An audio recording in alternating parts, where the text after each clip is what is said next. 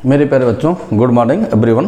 बेटा देखो, आज की क्लास में हम लोग क्या स्टडी करेंगे, इंटरनल एनर्जी क्या होती है ये हमें देखना है। तो सबसे पहले हमें इंटरनल एनर्जी क्या होती है ये जानना है।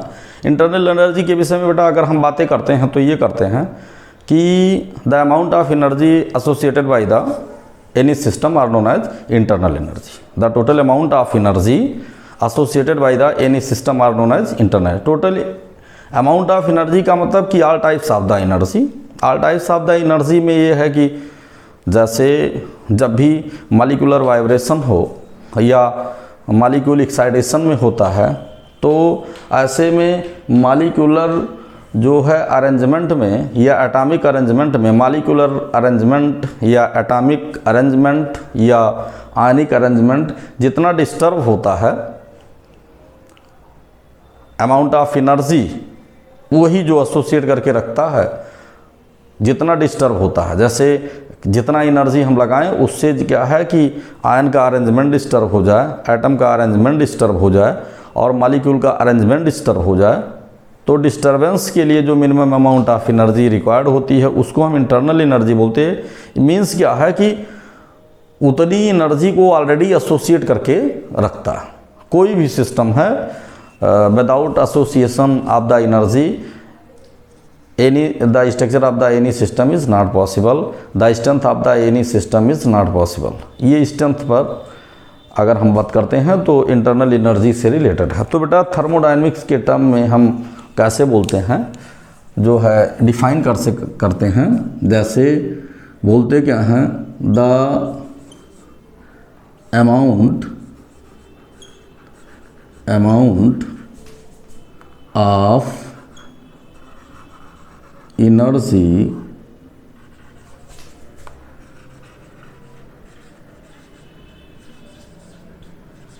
associated by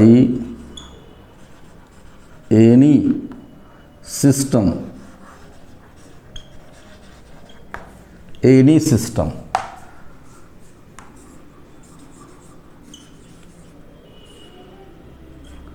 matter, substance,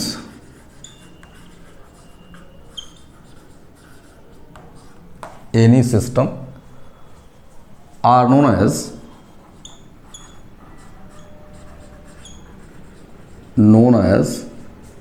internal energy।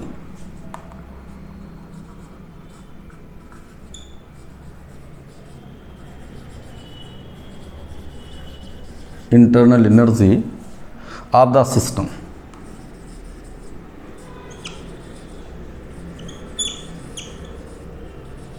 उस सिस्टम की क्या कही जाती है, इंटरनल एनर्जी। प्यारे बच्चों, अब ये क्या हो सकता है, तो ये डिफरेंट टाइप जो मॉलिक्यूलर चेंजिंग होती है। मीन्स क्या है कि on the basis of the above definition the internal energy में बी रिप्रेजेंटेड एज, जैसे हम कैसे रिप्रेजेंट कर सकते हैं, ई मीन्स इंटरनल एनर्जी को हम ई से रिप्रेजेंट कर रहे हैं यहाँ पर। ये हो सकता है ई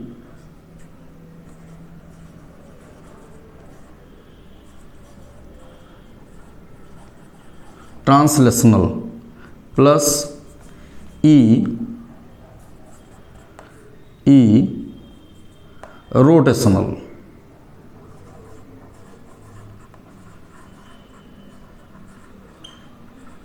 प्लस ई वाइब्रेशनल।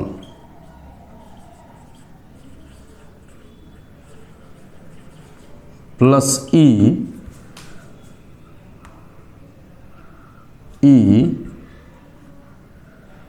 बॉन्डिंग।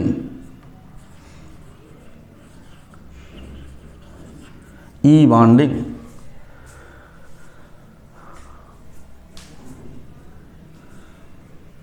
ये बेटा और भी हो सकते हैं S1। देखिए इतना तो हम लोग रिप्रेजेंट किए हैं कि इसी को हम क्या बोलते हैं, इंटरनल एनर्जी बोलते हैं। ये डिफरेंट टाइप होता है। ये जब मॉलिक्यूलर वाइब्रेशन होता है तो मॉलिक्यूलर वाइब्रेशन में या जब भी किसी सिस्टम को डिस्टर्ब करने का हम लोग प्रयास करते हैं तो सिस्टम उस डिस्टर्बेंस का विरोध करता है। अगर किसी भी सिस्टम को हम डिस्टर्ब करने का प्रयास करते हैं तो सिस्टम क्या करता है, उस डिस्टर्बेंस का विरोध करता है।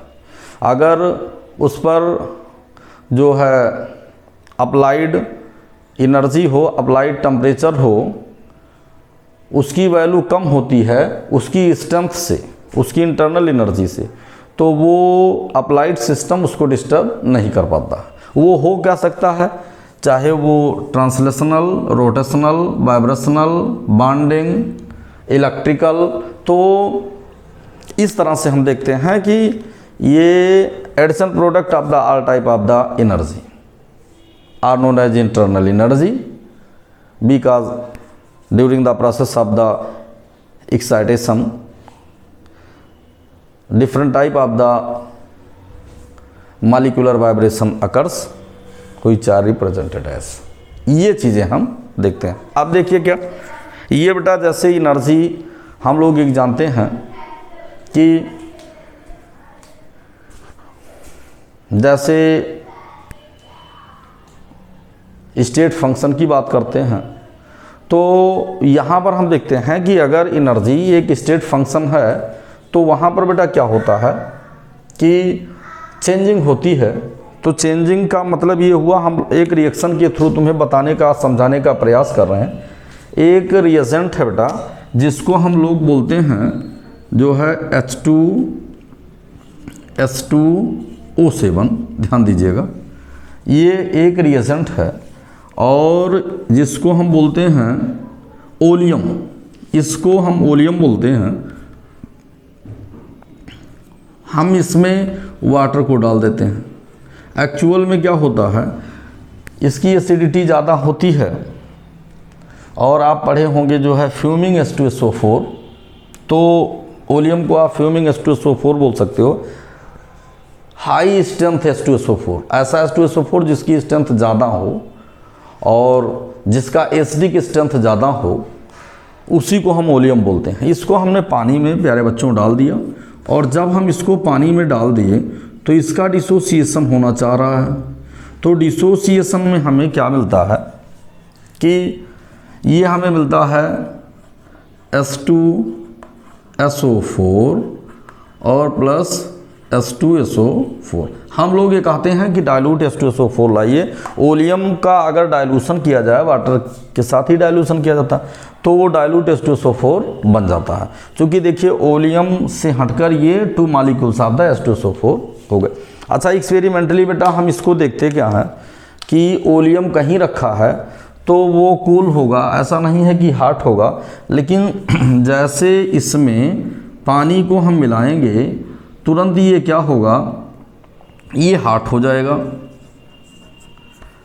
और फिर आफ्टर सम टाइम, कुछ समय के बाद ये फिर क्या हो जाएगा, जैसे जैसे हम पानी की मात्रा को मिलाते जाएंगे वैसे वैसे हॉट का नेचर कम होता जाएगा और ये क्या हो जाएगा, ये कूल हो जाएगा। क्या हो जाएगा, ये कूल हो जाएगा। ऐसी स्थिति में क्या है, मान लिया जाए कि इसको हम एनर्जी E1 मान लेते हैं प्यारे बच्चों और इसको हम एनर्जी E2 मान लेते हैं। एक्चुअल में हमें मिला क्या कि इसको मिलाने पर जैसे पानी को मिलाए तो वो जिस कंटेनर में आप मिलाओगे वो हॉट फील होगा। कभी भी ग्लास का कोई कंटेनर हो, चाहे बीकर में ही आप थोड़ा ट्राई कीजिए, पानी को रख लिए और उसमें सल्फ्यूरिक एसिड को डालते हो तो बीकर गर्म हो जाता है। ये आपको देखना, तो वही सेम प्रोसेस होती है। तो इसकी एनर्जी को हम E1 मान लेते हैं और इसको हम E2 मान लेते हैं। तो एनर्जी डिफरेंस की वैल्यू क्या हो जाएगी प्यारे बच्चों, ये आपको जानना ही जानना है, ठीक है ना, कि इसकी एसिडिक स्ट्रेंथ ज़्यादा होती, वाटर मिलाने पर ये क्या हो जाता है, डाइल्यूट हो जाता है। ठीक, अब यहाँ पर जैसे पानी को मिलाते हैं ये जो है हॉट होने लगता है, लेकिन जैसे पानी की मात्रा को हम बढ़ाते जाते हैं, जैसे पानी को मिलाए ये क्या हुआ, हॉट हुआ। और जब हम पानी की मात्रा को बेटा बराबर बढ़ाते रहे तो इसको कूल होना ही होना है और कूल होने के बाद ये डाइल्यूट H2SO4 बना लेता है। ये डाइल्यूट H2SO4 को बना लिया। यहाँ पर E1 एनर्जी ज़्यादा है तो ऐसी कंडीशन में बेटा हम लोग करते क्या, हम लोग ये देखते हैं कि जो इंटरनल एनर्जी की वैल्यू होगी इसको हम डेल्टा ई या डेल्टा यू से भी रिप्रेजेंट करते हैं। तो ये हो जाता है E2 माइनस E1 इसको बोलते हैं, E2 माइनस E1। अदरवाइज हम इसको और क्या बोल सकते हैं बेटा, E product minus E reactant भी बोलते हैं, प्रोडक्ट रिएक्टेंट। इसी तरह से हम बहुत आसान सा एग्जांपल तुम्हें बता रहे हैं, बहुत सारे देखो केमिस्ट्री में बहुत सारे एग्जांपल्स हैं, हम वो बता रहे हैं जो तुम कर सकते हो, ठीक है। इसको आपको ऐसे ही लिख लेना है, जान भी लेना है। अब आगे क्या करते हैं, आगे हम ये करते हैं कि अगर E1 की वैल्यू ज़्यादा है, एनर्जी E1 की वैल्यू ज़्यादा है, तो देखिए यहाँ दो कंडीशंस होंगी। जैसे अगर फर्स्ट कंडीशन है, देखिए यहाँ दो कंडीशन आपको देखने को मिल रही हैं प्यारे बच्चों। वो कौन सी कंडीशन, एक तो E2 is greater than E1। अगर E1 से E2 ज़्यादा है तो जो डेल्टा E की वैल्यू मेरे प्यारे बच्चों आया, वो वैल्यू क्या आ जाएगा, जो है पॉजिटिव में आ जाएगा, पॉजिटिव में। और अगर जो है E2 is less than E1 हो जाएगा, तो ऐसी कंडीशन में डेल्टा E की वैल्यू ये निगेटिव आ जाएगी। निगेटिव आने का मतलब क्या है, निगेटिव आने का मतलब कि जो ये रिएक्शन है उसको हम क्या बोलेंगे, एक्सोथर्मिक,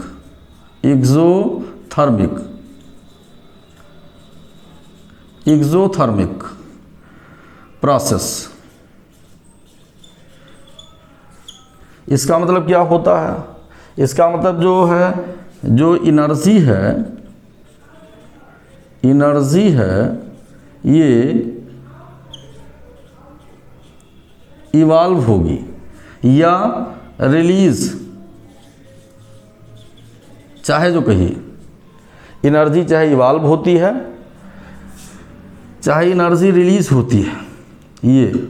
ये दो अलग अलग टर्म्स हैं, दोनों का मतलब ही होता है ऊर्जा का निकलना, ठीक है ना, ठीक। और फिर हम यहाँ पर बेटा देखते हैं कि अगर ये वैल्यू पॉजिटिव आती है तो ये प्रोसेस होती है इंडोथर्मिक।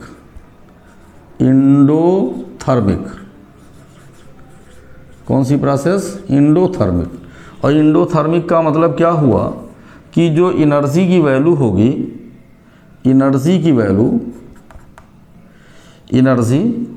तो एनर्जी जो है यहाँ पर अगर हम इसको बोलते हैं तो इसको हम बोलते हैं, वहाँ तो रिलीज होगी और यहाँ एब्जॉर्ब होगी।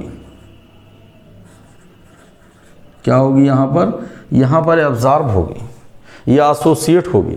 इतनी सी बात प्यारे बच्चों हमें इंटरनल एनर्जी में जानना है, और कोई इंटरनल एनर्जी की कोई बहुत बड़ी बात नहीं है जिसको तुम्हें समझाना है। ये टर्म्स हैं तो टर्म्स में हम इतना बता दे रहे हैं। बहुत आपको हमने क्या बताया, इससे पहले की क्लास में हमने जो है इंटेंसिव प्रॉपर्टी क्या होती है, एक्सटेंसिव प्रॉपर्टी क्या होती है। अब हम लोग जो है इंटरनल एनर्जी को जान गए। अब बेटा हम तुम्हें वर्क बता देते हैं, और वर्क के बाद फिर हम आगे बढ़ेंगे, क्योंकि important terms of thermodynamics complete हो जाएगा, और फिर हम लोग ऐसे फर्स्ट लॉ ऑफ थर्मोडायनेमिक्स से सारी चीज़ों को पढ़ते चलेंगे। बहुत अच्छा लगेगा बेटा, बताया जाएगा, ठीक है ना।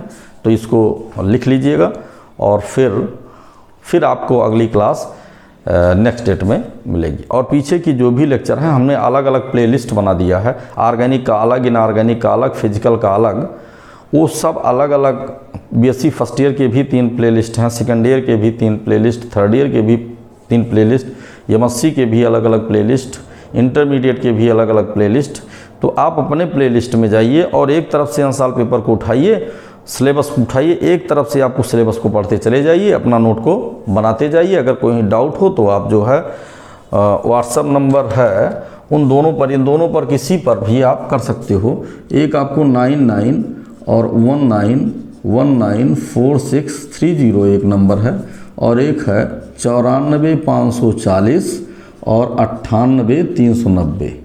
इन दोनों पर बेटा आप कांटेक्ट कर सकते हो, किसी पर भी जो है व्हाट्सएप नंबर दोनों पर चलता है, ये आपको देखना है, ठीक है ना। लेकिन लाइक, शेयर, कमेंट और सब्सक्राइब सब रेट बढ़ाते रहिए। अगर आपको फिजिकल की क्लासेस परमानेंट पाना है, चाहे वो फर्स्ट ईयर के लड़के हों, चाहे सेकेंड ईयर के, चाहे थर्ड ईयर के, सबको हम इधर बेटा इधर कुछ वर्क थे अपने पास इसलिए नहीं कर पाए, इधर आपको रेगुलरली मिलेंगे। लेकिन आपका सपोर्ट और हमारा मेहनत दोनों मस्ट है।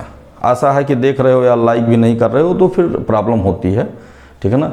लाइक कीजिए, शेयर कीजिए, कमेंट कीजिए और सब्सक्राइब कीजिए। और जितने जहाँ अच्छे अच्छे बच्चे, जितने भी बच्चे हों, कहीं रूरल एरियाज़ में भी हों, उनके पास तक पहुँचाइए। एक एक क्वेश्चन आपको हम बता देंगे कि कहाँ से कैसे आते हैं, सारी चीज़ों को तुम्हें हम बताते हैं कि किस तरह से क्वेश्चन आते हैं। आंसर पेपर भी सॉल्व करवाते चलेंगे बेटा, ठीक। Thanks a lot everyone for sincerely watching my video.